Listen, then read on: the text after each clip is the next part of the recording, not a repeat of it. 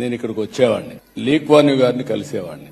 నేను ఒకరోజు తెల్లవారితో నిద్రలేసి ఎక్కడ చూసినా కాగితం కనపడేది కాదు. తెల్లవారితో ఆలోచించి హైదరాబాద్ లో ఎక్కడ చూసినా కాగితాలే. అది చూసిన తర్వాత నాకు అనిపించింది, మనం కూడా ఇలాంటి ప్రాక్టీస్ చేయాలని. ఎట్లా చేస్తున్నారంటే, రాత్రి బయలుదేరి రాత్రంతా మొత్తం ఊరంతా తిరిగి కడాన ఈ చెత్త ఏ విధంగా కలెక్ట్ చేస్తున్నారో చూసిన తర్వాత ఆ చెత్తని అప్పట్లోనే ఎనర్జీగా కన్వర్ట్ చేసే ప్లాంట్ కూడా వెళ్ళి చూసిన తర్వాత డిటో రాత్రి క్లీన్ చేసే వ్యవస్థ ఆంధ్రప్రదేశ్ లో హైదరాబాద్ తీసుకొచ్చి ముందుకు పోయాం.